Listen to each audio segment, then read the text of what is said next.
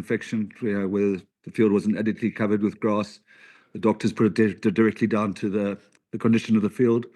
He's not the only guy who sustained sort of grazes, and Adre's also had a turf toe injury. He did a Cardiff, which you do on 4Gs. So the doctors felt that there's no, even if he didn't, he's actually in hospital at the moment. He's been in hospital for 2 days and will be for another 2 days. So it doesn't make us happy at all. We were promised a world-class pitch, which we didn't have after the final against Munster. And if we're getting guys in hospital or players getting abrasion, like you saw after the incident of the Boyland game in the Currie Cup, what's happened last year, the Lions game, the Bull game, the amount of abrasions, not being able to choose guys who might risk turf toe, the players preferring to play on a 4G, which we really, really hate. It's a really desperate situation. I just hope that Stormers Rugby takes this up, because there are 2 elements, one of which, well, there are 3. There's aesthetics, which I don't interest myself in, and the team doesn't. There's the performance, and if we invest like we do in our scrum culture and our scrum thing, and players are scared to lift their feet because they might lose their grip and collapse the scrum, which was certainly the case in the game against the Lions. And the most important is player safety. With injuries like turf toe and the 4G injuries, the amount of grazes and abrasions, the infections that can happen as a result. I mean, you've seen Netland Fashier's face at the moment. And then also, the increased risk of concussion and unpadded field. So, I mean, I might be being pretty direct now, but I think if we're nice about it, we haven't really seen much improvement since that Boyland game, and we certainly haven't got a world-class field. So that's something that I'm sure Johan and Stormers Rugby will be addressing with the stadium management. Jeepers. So is Adre actually just a infection as an infection created the issue, or was it sort of maybe ligaments with an infection? No, sorry. He landed on a bare piece of thing which split his knee, like the flesh, and that flesh got infected. I don't know whether it's the paint or the stuff that was on the field. So he's in hospital. And I don't know how long he's going to be in hospital or how long he's out for. But I'm not speaking. I'm not being emotional. The direct medical letter was as a result of the field. That shouldn't really happen at home games. Yeah. Jeepers. Okay. And Dobbo, I looked at the Harlequins team sheet, and it's almost difficult to reconcile them, with the discourse of a team, having problems and, not having adequate players. I mean, you look at that team, like Marcus Smith and, Tyrone, and, up front, a guy like a Guido Petty and, the loose forward England internationals.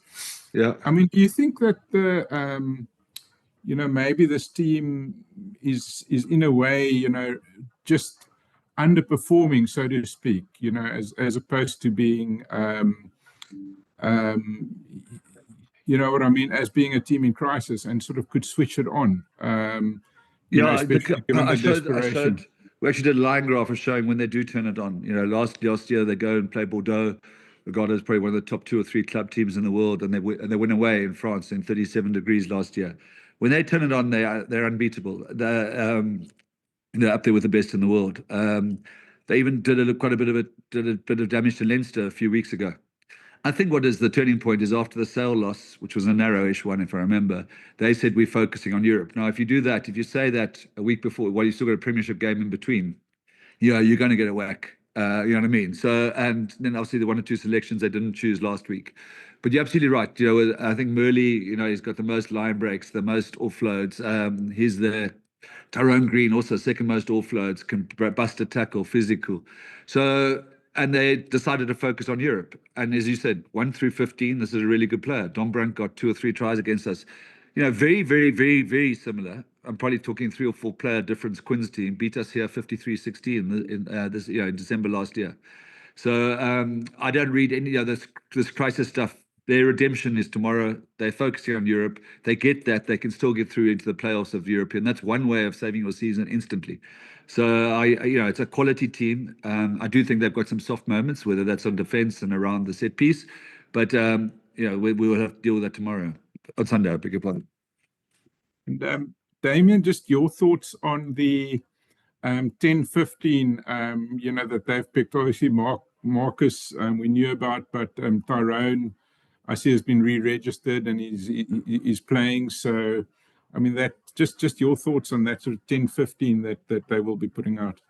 Yeah, look, they're obviously both world-class players. I've played against Marcus, obviously, at the international level, and I actually came to watch a game at the Stoop against Saracens, where he was on fire. And yeah, he's their go-to guy, obviously in the back line, and he gets them that magical play, and gets them on the front foot. I think they're all so aligned to Marcus and the way he plays, and he can almost just like pull the rabbit out of the hat and flick his magic wand, and they all just know and snap into it, whether that's an attacking kick or a pass out the back or a no-look pass. He's really that guy.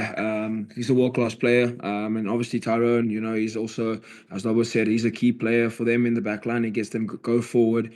That brings obviously guys like Kiddo Petty, Finn Smith, Cunningham South, and Kenningham, all of those carriers and Don Brandt onto the front foot, and then they can play the Harlequins rugby that we all know. I mean, even 3 years ago in the round of 16 when we played them at home, we were on top for the first 30, and then all of a sudden they just came back and they played their game, and we found ourselves leading by 5 points or something like that. So yeah, we know what's coming this weekend. As Dobson said, obviously, like, you can read into it. The Harlequins are not performing well or whatever. I mean, if they play their game and they get it right, they are a dangerous team, and we know that, and we've prepped for that. But on the other side, I mean, we've got exciting young backs and players coming in. I think Yuri Matias shown tremendous form this season. We're very excited for a guy like Mfundu. Suleiman played very well and showed good signs last week. Devalt's experienced. So yeah, we've got a quality backline as well, and we're ready to take it to them. Cool. Thanks, guys. Good luck. Thanks, Steve. Thanks, Stephen. We got Mike Henson from the BBC. Welcome, Mike. Hi, guys. Thanks, Michael. Hi, guys. Hi, Mike. Just had a couple of questions for Damian about his time in London in 2019, that 3-month stint that you did with Saracens. What are your memories of that? Like, yeah, it's a fair time ago. Was that your first time in London, and how did it go? Yeah, that was my first time in London. Obviously playing and working with Saracens here for 3 months. It was a lovely time.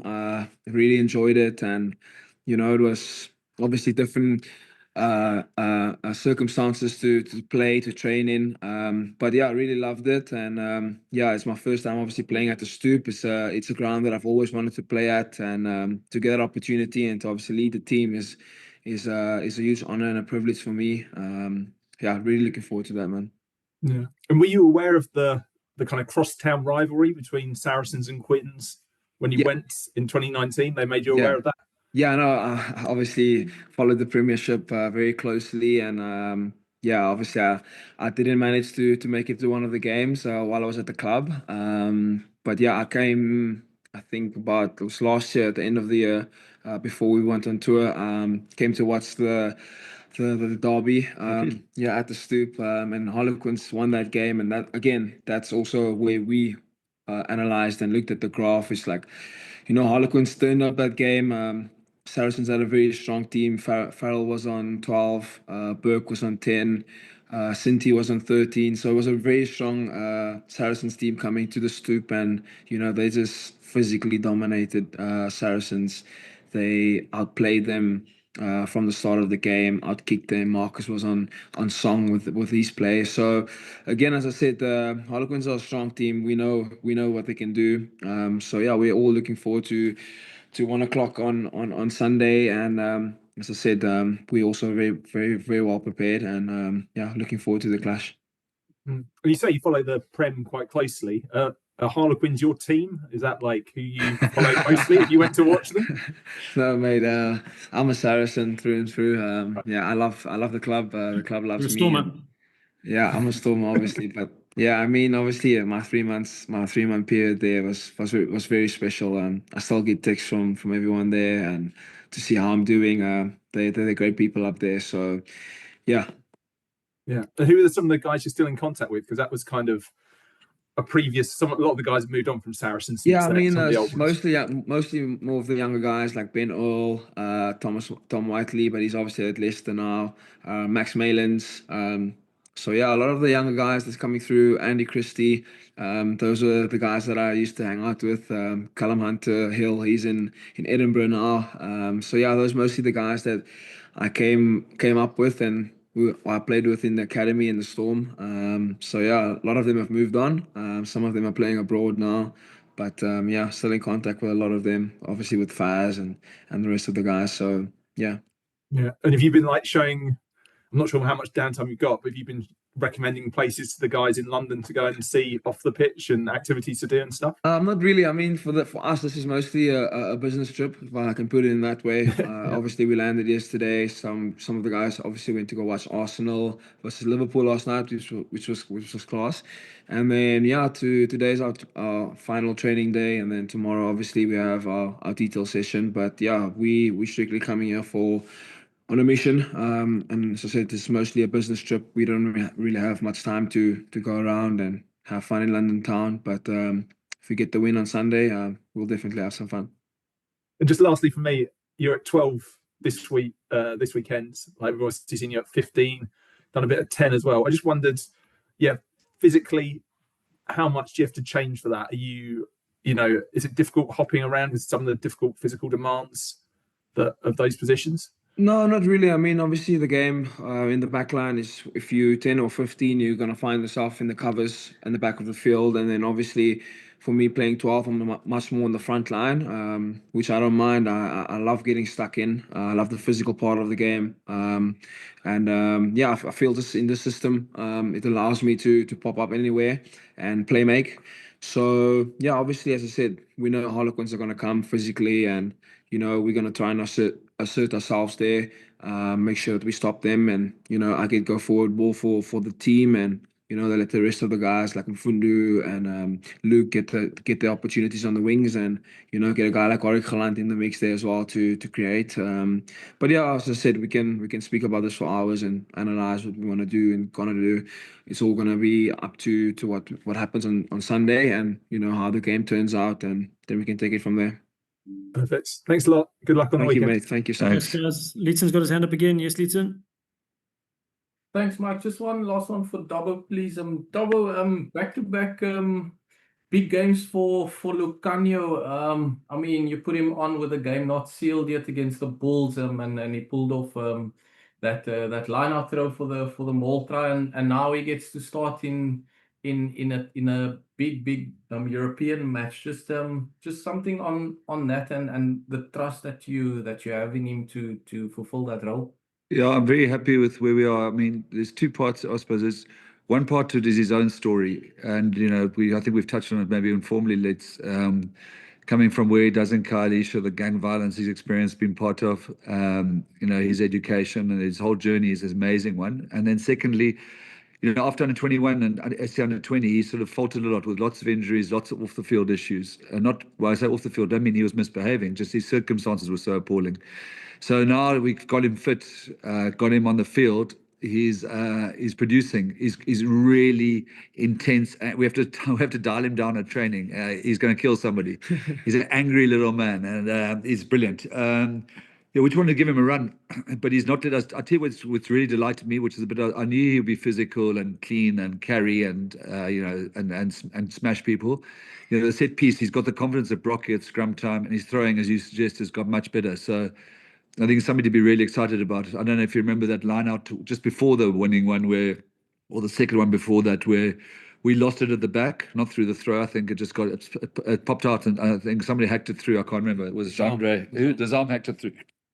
And Damian, it was a new chase back. Who? Sasha. Yeah, it was a massive 60-yard, 70-yard chase. Now this is a guy just thrown in. He's checked the ball, and the first forward that clean was Lucania. So yeah, he's an important part of our future. I wouldn't mind him just sizing up a bit, but that's a product of still being very young for a hooker and his injury sort of basis. But he's scrumming brilliantly as well. So yeah, it's a super project for us. And you're right, we trusted him to finish a tight game against the Bulls, and you know, we could have gone with a more conservative one of Scurrow this week to start, but we've just felt like this guy deserves it. Thank you, Cool. Dobbo. Thanks so much, Dobbo, Damian. Thanks, Michael. Thanks, All the chaps. best, Thanks, guys. Thanks. Thank you. Thank you. Cheers. Ciao. Thank you.